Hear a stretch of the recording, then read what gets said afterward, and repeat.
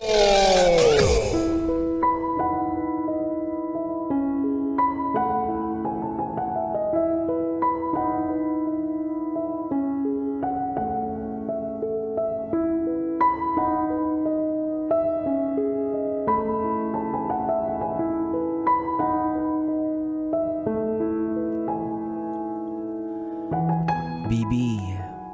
ikaw ba ay patuloy pa rin na nagmamahal sa isang tao na minsan ka ring minahal, pero ngayon, hindi na ikaw ang gusto?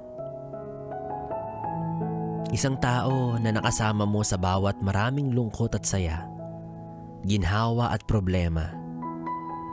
Kaya naman akala mo, yung pagmamahalan nyo ay panghabang buhay na. Kaso, isang araw pinagtapat niya sa iyo ang katotohanan na ang puso niya, hindi na ikaw ang laman. Kaya naman kahit masakit at labag sa iyong kalooban, pumayag ka sa alok niyang hiwalayan. Kasi alam mong hangad niya ang kalayaan, habang ikaw, hangad mo ang kanyang kasiyahan. Pero bakit ganon? Parang may bumabagabag pa rin sa'yo. Parang may hindi mapakaling nararamdaman yung puso mo. Gusto mo siyang mapasayo ulit. Pero alam mo rin na ang pagmamahal niya ay hindi dapat pinipilit. Kaya nandyan ka sa malayong distansya. Patuloy na tinatanaw ang taong mahal mo habang nasa piling na ng iba. Ang daya lang kung iisipin na sabay kayong pumasok sa relasyon. Sabay kayong nangarap.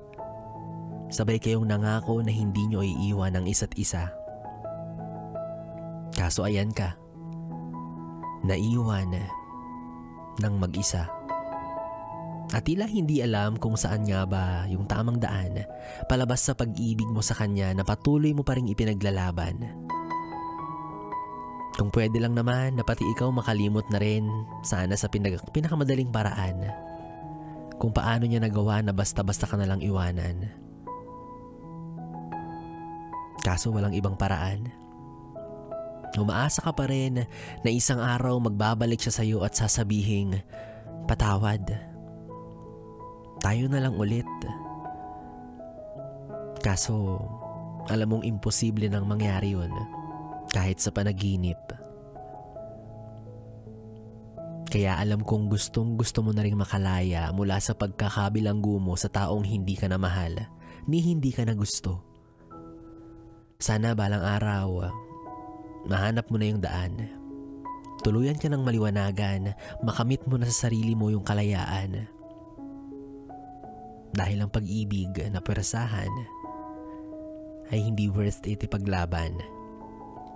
At minsan, ang pag-ibig na pilit inalalaban, lalo na ng mag-isa lang, ay mas nauuwi sa pusong sugatan.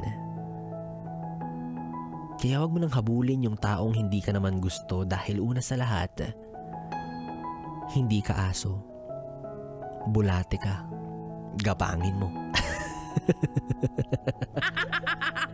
Kainis. Well, anyways, yes, friend, na DJ B-Boy Bibo pa rin ang iyong kapiling para sa ating tuloy-tuloy na BB Time hanggang mamayang alas 12. Dito pa rin at dito ka lang sa istasyong No Problem, ang 101.1 Yes FM.